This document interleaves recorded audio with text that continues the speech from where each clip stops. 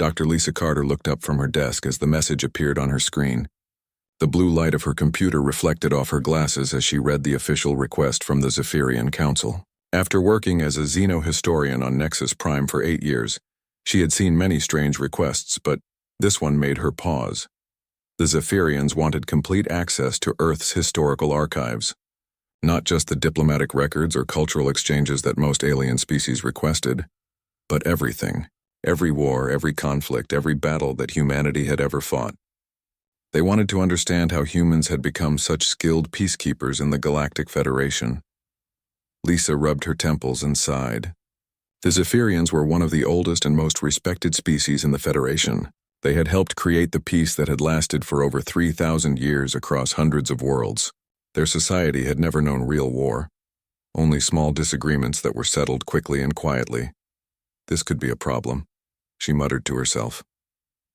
3 days later, Commander Jake Martinez stood on the bridge of the Federation ship Harmony as it approached Earth. The blue and white planet grew larger in the view screen, looking peaceful and beautiful against the black of space. Behind him, 5 Zephyrian scholars watched with excitement. Scholar Prime Veltar was the leader of the group. He was tall and thin, with pale blue skin and large dark eyes that showed intelligence and curiosity. His species had evolved on a world with little conflict, where cooperation was the key to survival. The idea of studying human history thrilled him. "Commander Martinez," Veltar said in his musical voice, "we are most grateful for this opportunity. Your species has brought such wisdom to our Federation. We hope to learn the secrets of your peaceful nature." Jake tried not to smile. He had served in the Federation fleet for 15 years, and had worked with humans in many dangerous situations. Peaceful was not the first word he would use to describe his own species, but he kept that thought to himself. "We're happy to help, Scholar Prime," Jake replied. "Dr. Carter is waiting for us on Earth. She'll be your guide through our historical records." As the Harmony entered Earth's atmosphere and headed toward the landing pad in Geneva, Veltar and his team pressed their faces to the windows. They saw green forests, blue oceans, and cities that looked clean and orderly. Everything seemed to confirm their beliefs about human nature. The meeting room in the Federation Historical Archive building was large and comfortable. Sunlight streamed through tall windows as Lisa Carter faced the Zephyrian delegation. The aliens sat in chairs designed for their tall frames, their eyes bright with curiosity. "Before we begin," Lisa said carefully, "I want to make sure you understand what you're asking for. Human history contains some very difficult material. Our path to becoming peacekeepers was not always peaceful." Veltar waved one of his long hands dismissively. "Dr. Carter, we appreciate your concern, but we are scholars. We have studied many difficult topics. Besides, how violent could the history of such natural diplomats really be?" His assistant, a younger Zephyrian named Kathami, nodded in agreement. "We have reviewed the records of human peacekeeping missions. Your species prevented the Altarian trade war without a single shot being fired. You stopped the Rigelian border dispute with just words. Surely your history will show us the wisdom traditions that created such skills." Lisa looked at Jake, who had remained quiet during the meeting. He gave her a small shrug that seemed to say they asked for it. "Very well," Lisa said. "Let's start with something recent and work our way back. This should give you a good overview of how our diplomatic traditions developed." She activated the holographic display in the center of the room. The first images showed the formation of the United Earth Government in 2156, the moment when humanity finally achieved global peace. The Zephyrians watched with interest as Lisa explained how different nations had learned to work together. "Fascinating," Veltar said. "But what came before this unity? What struggles did your people overcome to reach this wisdom?" Lisa hesitated for a moment, then called up records from the early 21st century. Images of the Syrian conflict appeared in the air, showing destroyed cities and refugee camps. The Zephyrians leaned forward with concern. "This was one of our regional conflicts," Lisa explained. "It lasted for several years and displaced millions of people. From studying conflicts like this, we learned the importance of early intervention and diplomatic solutions." Kathami's eyes widened. "Millions? But surely this was your worst disaster?" "Actually," Lisa said quietly, "this was considered a relatively small conflict by our standards." The room fell silent. Veltar stared at the images of destruction, his face pale even by Zephyrian standards. "Small?" he whispered. Jake spoke up from the back of the room. "Scholar Prime, perhaps we should take a break. This is a lot to process, but Veltar shook his head. No, please continue. We must understand. Show us these larger conflicts you mention. Lisa sighed and changed the display. Images of World War II appeared, showing massive battles, destroyed cities, and the liberation of concentration camps. She kept her explanation simple and factual, but the numbers alone were staggering. Over 70 million people died in this conflict, she said. It lasted 6 years and involved most of the world's nations. One of the Zephyrian scholars made a sound like a sob. In their entire recorded history, their species had never lost more than a few dozen individuals to any single event. The idea of millions dying was beyond their comprehension. But this taught you important lessons about cooperation, Veltar said, his voice shaking slightly. Surely this was your darkest hour, and from it came your wisdom. Lisa looked at Jake again. He nodded slowly, understanding what she was thinking. If they were shocked by World War II, how would they react to the rest of human history? Scholar Prime, Lisa said gently. This was just one war among many. Human history spans thousands of years, and conflict has been a constant throughout most of it. The lessons we learned about peace came from experiencing the alternative. The room was quiet except for the soft humming of the building's systems. Outside, the sounds of Geneva could be heard through the windows. Traffic, voices, the normal sounds of a peaceful city. But inside the archive room, 5 alien scholars were beginning to understand that the peaceful humans they admired had a very different kind of past than they had imagined. Veltar stood up slowly, his tall frame shaking slightly. We need to see more. We need to understand how beings capable of such destruction became the peacekeepers we know today. Lisa nodded, though her heart was heavy. Very well. But I suggest we take this slowly. There's a lot more to show you, and some of it will be much harder to understand than what we've seen today. As the Zephyrians filed out of the room for their break, Jake approached Lisa. Think they'll make it through the full history? Lisa watched Veltar through the window as he stood outside, staring up at the peaceful sky with new eyes. I hope so, because if they don't understand our past, they'll never truly understand why we're so committed to preventing future wars. The first day of revelations was over, but Lisa knew that the real shock was yet to come. The next morning, Veltar arrived at the archive building early. He had spent the night reviewing the basic information about World War II, trying to understand how so many people could die in just 6 years. His assistant Kathami found him in the lobby, staring at a memorial wall that listed human peacekeepers who had died in service to the Federation. Scholar Prime, Kathami said softly. Are you ready to continue? Veltar nodded, though his usual enthusiasm was dimmed. We must understand, Kathami. If we are to truly know our human friends, we cannot stop now. Lisa Carter was waiting for them in the archive room, along with Captain Amy Rodriguez, Earth's liaison officer. Amy was a stern-looking woman with graying hair and kind eyes. She had volunteered to help provide context for the historical records. Good morning, Lisa said. Today we'll be looking at some earlier periods of human history. Captain Rodriguez will help explain the military aspects. Amy stepped forward.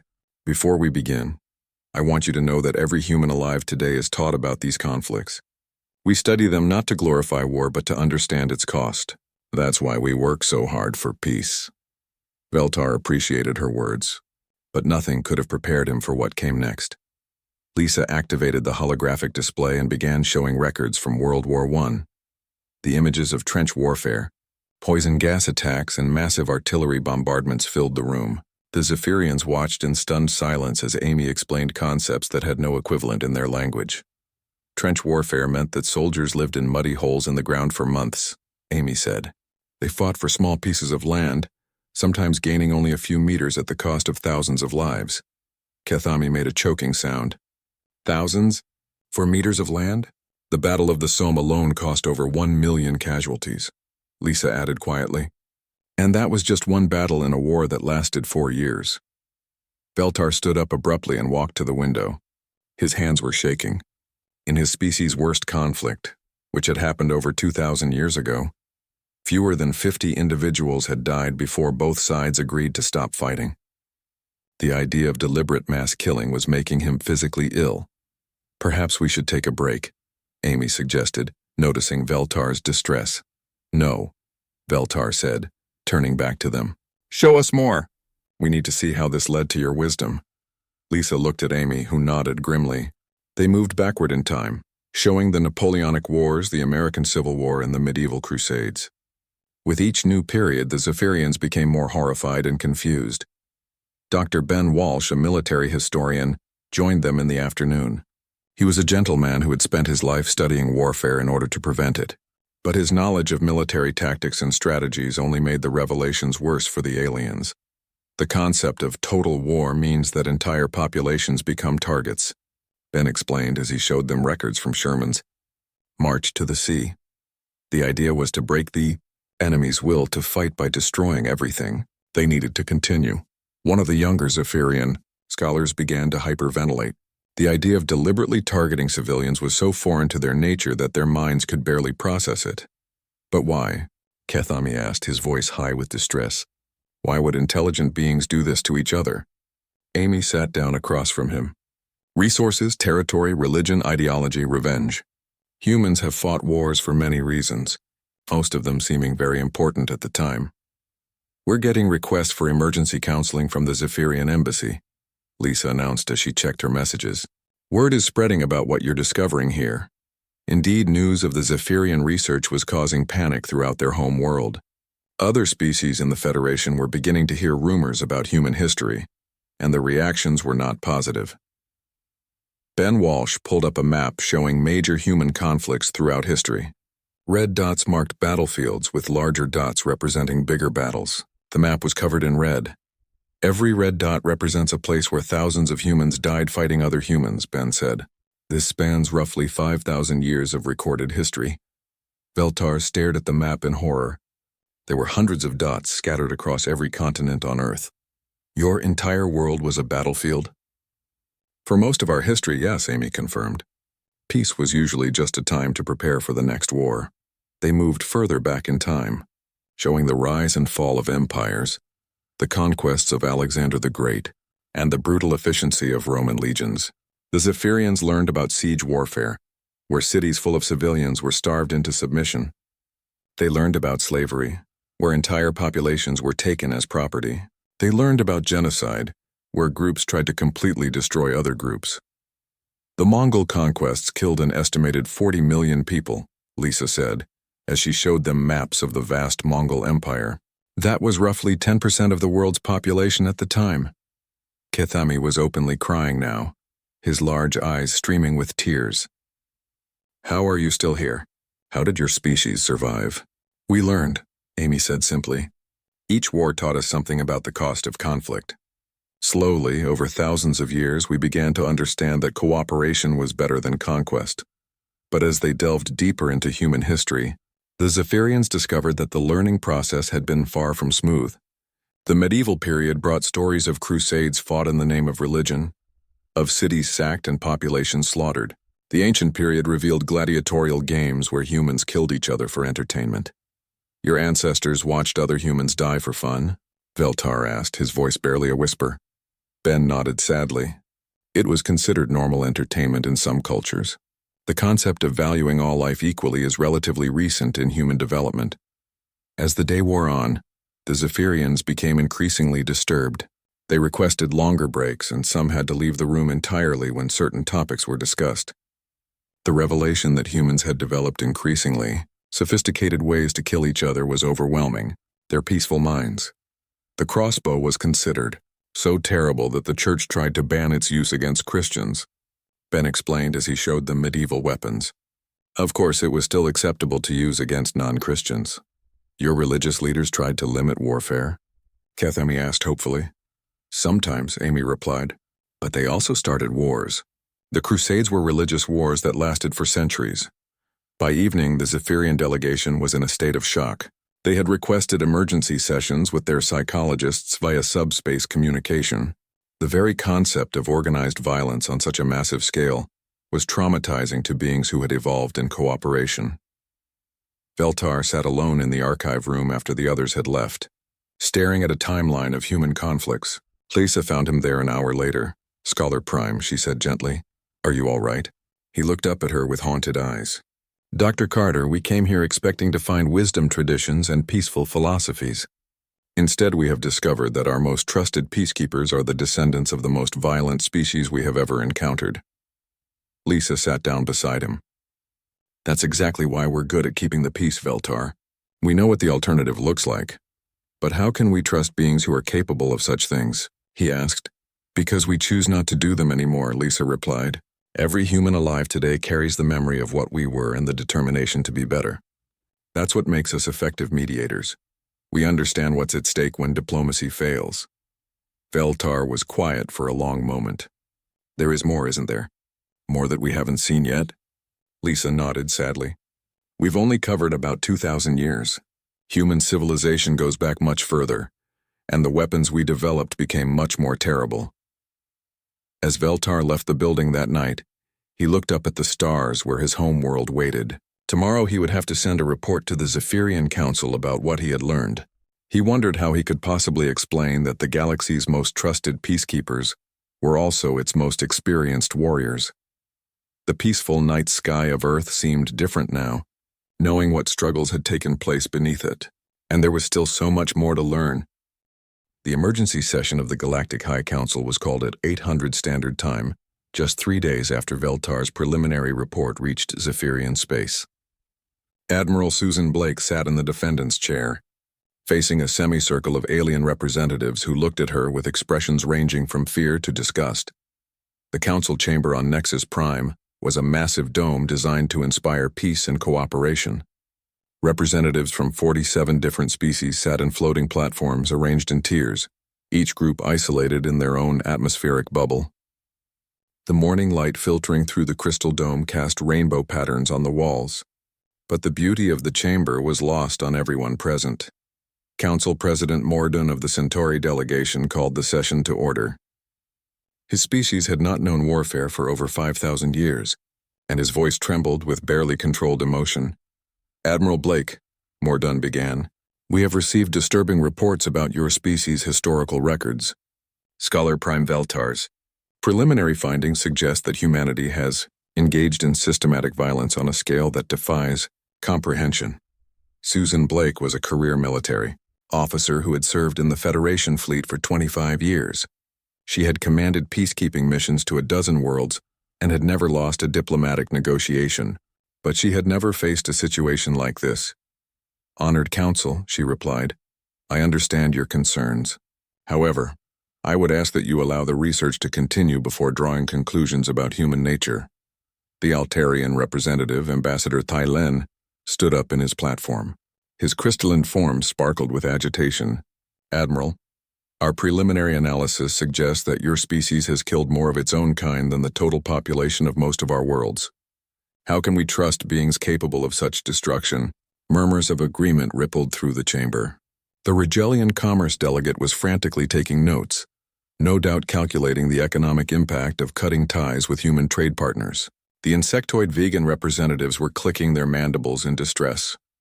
Furthermore, continued Thailand, we have learned that humans developed weapons capable of destroying entire planets. We demand to know why this was not disclosed when humanity joined the Federation. Susan took a deep breath. Because those weapons were dismantled over 200 years ago. We joined the Federation precisely because we had learned the futility of warfare. But the capacity remains, interjected the Andromedan delegate. Her gaseous form swirled with nervous energy. If humans could build such weapons once, they could build them again. Commander Jake Martinez watched from the observation gallery as the session grew more heated. He had received orders from Earth Command to monitor the proceedings and report back immediately. What he saw was not encouraging. The Crystalline Collective's representative activated their translation matrix. We propose immediate quarantine of all human worlds pending a full investigation. The risk to galactic peace is too great. Seconded, came voices from multiple delegations. Susan stood up, her face flushed with anger. Honored Council, humanity has served the Federation faithfully for nearly a century. We have prevented more conflicts than any other species. Our peacekeeping record speaks for itself. Because you understand violence, shouted the Arcturian delegate. Now we know why you are so effective at stopping wars. You know how to start them. The chamber erupted in arguments.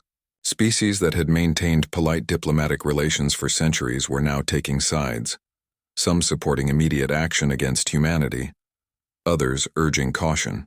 The carefully maintained peace of the Federation was cracking under the weight of these revelations. President Morden struggled to restore order. "Please, honored delegates, let us approach this rationally." But rationality was in short supply. Reports were flooding in from across the galaxy as news of the Zephyrian discoveries spread. On the peaceful world of Altair 7, the local government had already begun evacuating human diplomatic staff. Rigelian shipping companies were canceling contracts with human firms. The stock markets on 3 different worlds had crashed as investors panicked about the stability of human partnerships. Meanwhile, on Earth, emergency meetings were taking place in government buildings around the world. Prime Minister Karen Foster of the United Earth government was coordinating with military leaders and diplomats to address the crisis. "The situation is deteriorating rapidly," reported General Pete Wilson from the Federation Defense Command. "We're getting intelligence reports that several worlds are developing defensive measures specifically designed to counter human military capabilities." "What kind of defensive measures?" asked Dr. Helen Moore, the Earth Chancellor of Xenological Affairs. "Energy shields calibrated to stop human weapon frequencies, early warning systems focused on detecting human ship signatures, and most concerning, several species are sharing military technology for the first time in recorded history." Karen Foster rubbed her temples. "They're forming an alliance against us." Back on Nexus Prime, Scholar Prime Veltar was experiencing his own crisis.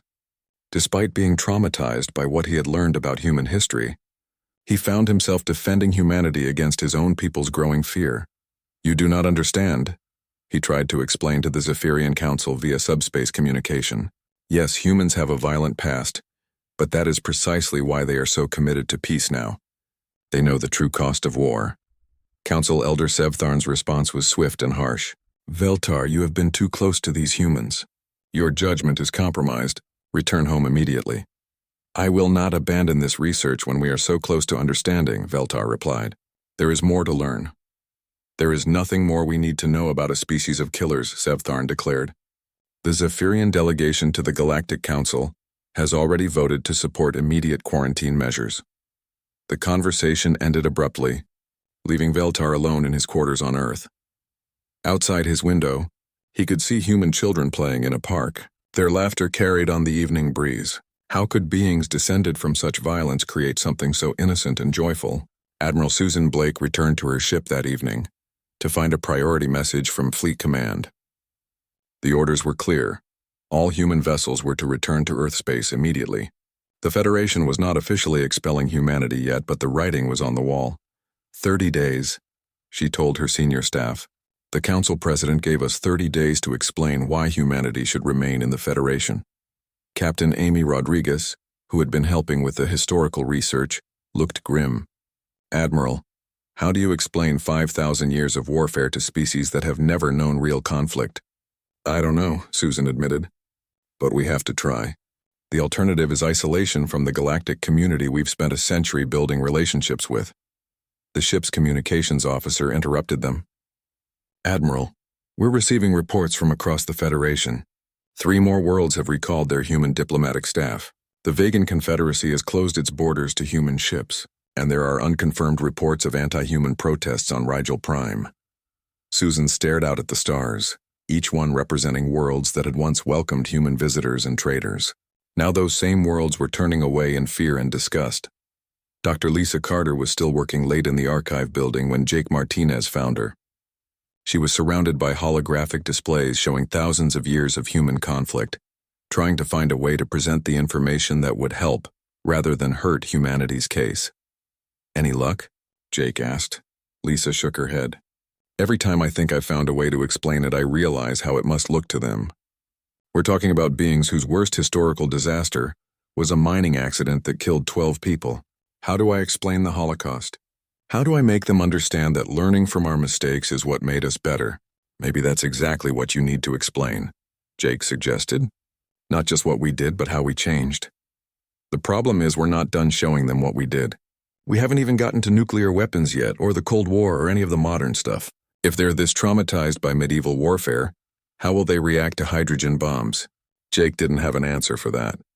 Outside, the night sky was filled with stars, but for the first time in nearly a century, humanity was looking up at those stars and wondering if they would soon be alone again. The clock was ticking, and with each passing hour, more worlds were turning away from humanity. The Federation that had brought peace to the galaxy was falling apart, and the species that had helped hold it together was now seen as its greatest threat. In 30 days, humanity would either find a way to explain their past or face exile from the galactic community they had worked so hard to join. Professor Dan Murphy had been studying conflict resolution for 30 years, but he had never faced a challenge like this. Working alongside scholar Prime Veltar in a small research facility outside Geneva, he was trying to find a way to save humanity's place in the galactic community. The key is in the patterns, Dan said, pointing to a complex holographic display that showed human conflicts mapped over time. Look at how the nature of our wars changed as we developed better communication and trade relationships. Veltar leaned forward, his pale blue face creased with concentration. Despite the trauma of learning about human violence, he had refused orders to return home. Something about human history was beginning to make sense to him, even if he couldn't quite explain it yet. I see that conflicts became less frequent in some regions, Veltar observed, but they also became more deadly when they did occur. Exactly, Dan replied. We learned to make war more terrible so that people would be more afraid to start them. It's a paradox. The more we understood the cost of violence, the better we became at preventing it. Lieutenant Colonel Rachel Smith entered the research room carrying a stack of military analysis reports. As one of Earth's top strategic analysts, she had been assigned to help explain human military thinking to the research team. Professor Murphy, I've completed the analysis you requested, Rachel said. I've identified 12 major conflicts in Federation, space over the past 50 years that could have escalated into wars if not for human intervention. She activated a new display, showing incidents that most Federation species had forgotten or never even noticed, border disputes that had been settled quietly, trade disagreements that had been resolved before they became serious, and ethnic tensions that had been diffused before they could explode. The Altarian Trade War, Rachel began, pointing to the first incident. In 2341, 3 Altarian factions were preparing to fight over mining rights in the Vega system. Federation mediators from other species tried for 6 months to reach an agreement but failed. I remember this case, Veltar said. Human mediator Patricia Adams solved it in just 2 weeks. Because she recognized what the other mediators missed, Rachel explained. The Altarians weren't really fighting about mining rights. They were fighting about respect and recognition. Adams had studied similar conflicts in human history and knew how to address the real underlying issues. Dan pulled up historical records from Earth. During our own resource wars, we learned that conflicts are rarely about what they appear to be about. People fight for territory, but they're really fighting for security. They fight for resources, but they're really fighting for prosperity. They fight for religion, but they're really fighting for meaning. Dr. Kate Johnson joined the team that afternoon. As a xenopsychologist who specialized in cross-species behavior, she had been studying why other Federation species were so poor at recognizing conflict warning signs. The problem is evolutionary, Kate explained to the group. Species that evolved without major predators or resource scarcity never developed the psychological patterns needed to recognize aggression and competition. She showed them brain scans comparing human and Zephyrian responses to competitive situations. When humans see 2 groups arguing over resources, specific parts of our brains activate, regions that developed during millions of years of survival competition. We automatically start looking for signs of escalation. But our brains do not have these regions, Veltar said, studying his own species scan. We see argument and assume it will be resolved rationally, which it usually is in your society, Kate confirmed. But when it isn't, you don't see the warning signs until it's too late. Rachel pulled up classified reports from recent peacekeeping missions. Captain Tony Williams documented 17 separate incidents in the past 5 years, where human peacekeepers identified potential violence that local authorities completely missed. The data was startling. In case after case, human observers had spotted problems that seemed obvious in hindsight but had been invisible to other species. Crowds gathering in angry groups, rhetoric escalating beyond normal political discourse, supplies being hoarded in preparation for conflict, all signs that peaceful species simply didn't recognize. This is why the Rigelian border dispute was resolved so quickly, Dan realized. Commander Martinez saw that both sides were preparing for armed conflict even though they were still talking about peaceful solutions. Their words said negotiation, but their actions said war, Rachel agreed. Other species heard the words. Humans saw the actions. As the research team dug deeper, they made an even more disturbing discovery. The Federation had been much closer to major conflicts than anyone realized. Dr. Kate Johnson's analysis of recent diplomatic incidents revealed a troubling pattern. "Look at this," she said, displaying a timeline of increasing tensions across the Federation. Trade disputes becoming more frequent, border disagreements lasting longer, diplomatic protocols being ignored more often. We're seeing the same patterns that preceded major wars in human history. Veltar studied the data with growing alarm. "You are saying that the Federation is becoming less stable?" Without anyone noticing, Dan confirmed. "Because the species in the Federation have no experience with recognizing these patterns. They see each incident as separate and isolated, but we see them as part of a larger trend." Captain Tony Williams arrived that evening with even more classified information. As one of the Federation's most experienced peacekeepers, he had been tracking concerning developments across multiple worlds. "The situation is worse than we thought," Tony reported. "The panic over human history is actually accelerating the very problems we've been working to prevent." He showed them intelligence reports from across the Federation. The Crystalline Collective was developing new defensive technologies. The Vegan Confederacy was forming military alliances for the first time in their history. Trade relationships that had lasted for centuries were breaking down, as species chose sides in the growing dispute over humanity. "They're doing everything our own history tells us leads to war," Rachel observed grimly. "Forming opposing alliances, building up military capabilities, cutting economic ties. And they don't even realize it," Kate added. "To them, these seem like reasonable responses to a threat. They can't see that they're creating the conditions for exactly the kind of large-scale conflict that humans are good at preventing." Veltar was quiet for a long moment, processing what he had learned. "So our fear of human violence is making us behave in ways that could lead to actual violence?" "That's exactly right," Dan said. "And the tragic part is, if you expel humanity from the Federation, you'll be removing the one species that could help you recognize and prevent these problems." The research team worked through the night, compiling their findings into a comprehensive report. As dawn broke over Geneva, they had assembled a compelling case that humanity's violent past had created exactly the skills needed to maintain galactic peace. "We need to present this to the Council," Veltar said, "but I fear they may be too frightened to listen to reason." "There's something else," Tony said quietly. "We've been picking up sensor readings at the edge of Federation space. Unknown ships conducting what appear to be reconnaissance missions." Rachel looked up sharply. "What kind of ships?" "Nothing in our databases. Highly advanced, heavily armed, and definitely not from any Federation species." Tony's expression was grim. "We might be facing our first external threat in over 1,000 years. The timing couldn't have been worse. Just as the Federation was tearing itself apart over fears of human violence, a real threat was appearing on their borders. And the species best equipped to deal with military threats were on the verge of being expelled from the alliance they had helped protect." Dan looked out the window at the peaceful Swiss countryside. "We have to make them understand.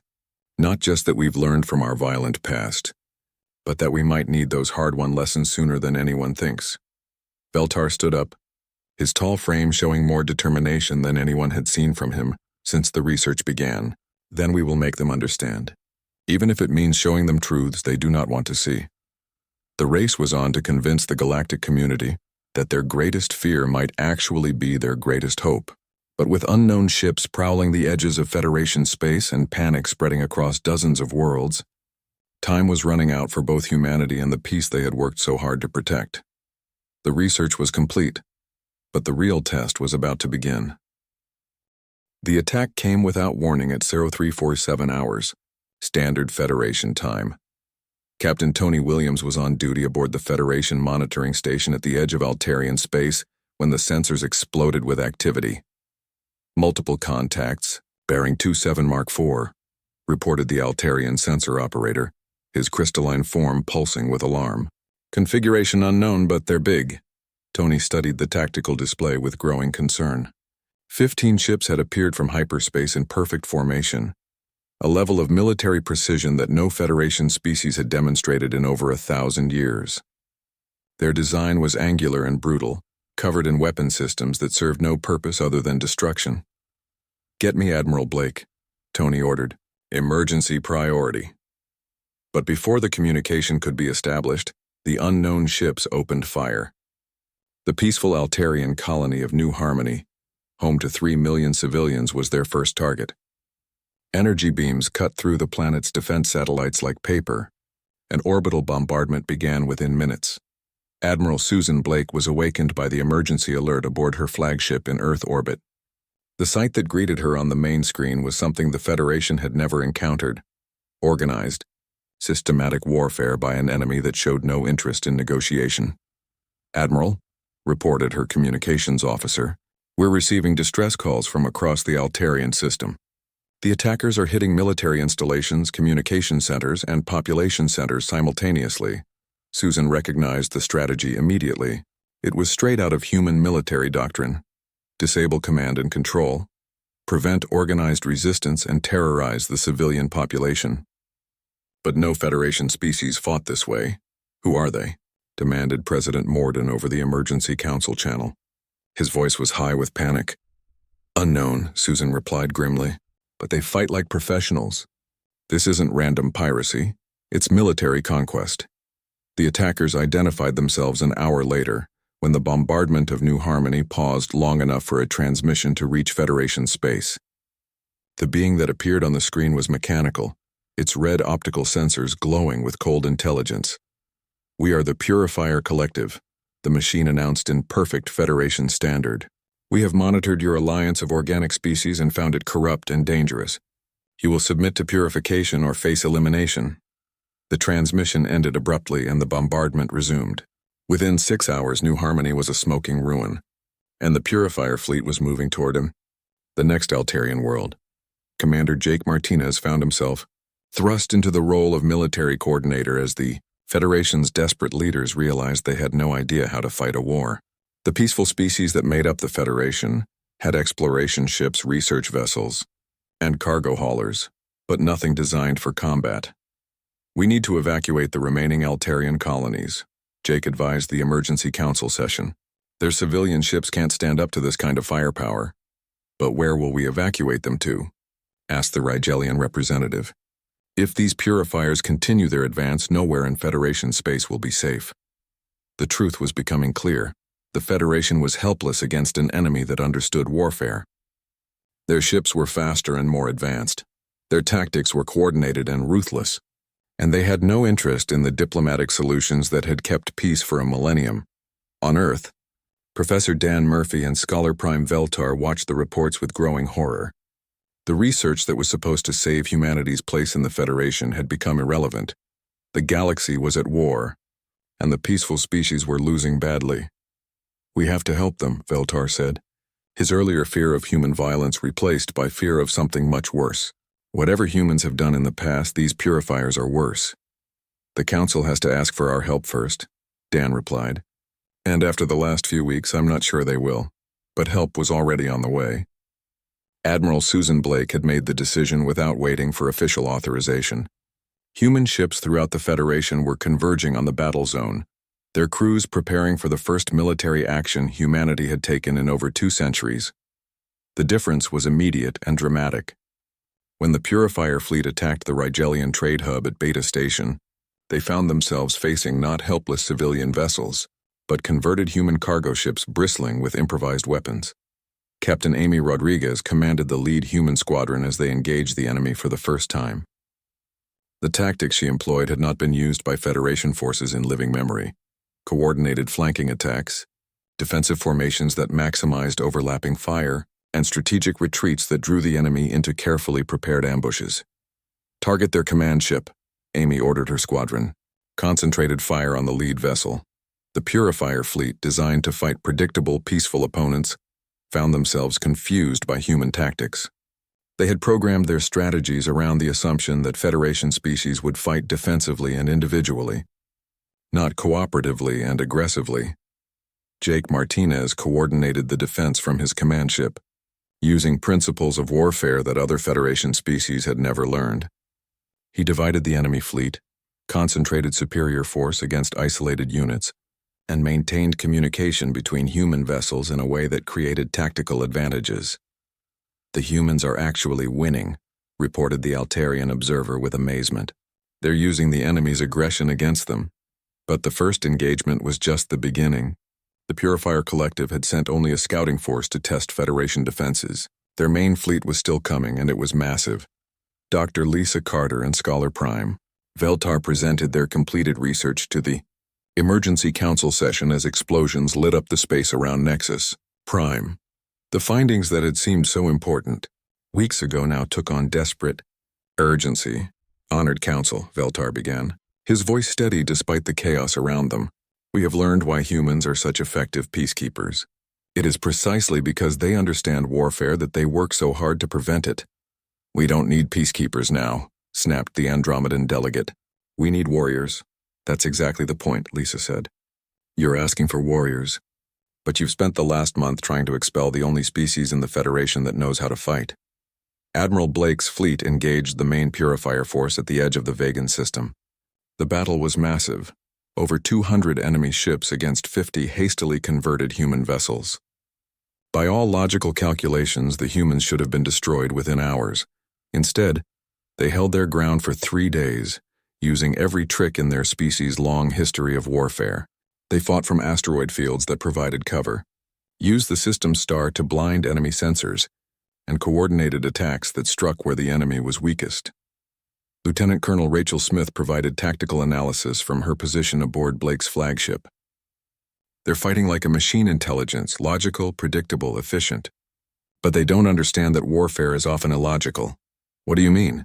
asked the Vegan observer. "They always take the tactically correct action," Rachel explained. "But sometimes the wrong action at the right time is more effective. It's something you learn from studying human military history. Desperate gambles that shouldn't work but do." The turning point came when Captain Tony Williams led a suicide run against the Purifier command ship. His damaged vessel, streaming atmosphere and badly outgunned, should have been destroyed before getting close to the enemy flagship. Instead, he used a tactic from the ancient human naval tradition: ramming. His ship, its engines overloaded and weapon systems destroyed, slammed into the Purifier command vessel at full speed. Both ships were destroyed in the explosion, but the enemy fleet suddenly lost coordination. "Without central command, they're just individual ships," observed Jake Martinez. "Now we can defeat them in detail." The human fleet, reinforced by hastily armed vessels from other Federation species, began systematically destroying the confused Purifier ships. Within hours, the massive enemy fleet was reduced to scattered survivors fleeing toward the galaxy's edge. The victory celebration was muted by the cost. Thousands of humans had died in the 3-day battle, and entire colonies lay in ruins. But the Federation had survived, and the lesson was clear to everyone involved. President Mordun addressed the Emergency Council as rescue operations continued across the battle zone. "Honored delegates, I believe we owe humanity an apology. And more than that, we owe them our lives." The Altarian representative was the first to stand. "I propose that humanity be given permanent leadership of all Federation defense operations. They have proven themselves the guardians we never knew we needed." The vote was unanimous. Scholar Prime Veltar stood before the council one last time, no longer the traumatized researcher who had discovered humanity's violent past, but a being who finally understood what that past had created. "The Purifier Collective chose to attack us because they saw our peaceful nature as weakness," he said. "They were correct, we were weak. We had forgotten that peace must sometimes be defended with force. Humanity never forgot this lesson, and because of that we are all still free." Admiral Susan Blake was appointed as the first strategic defense,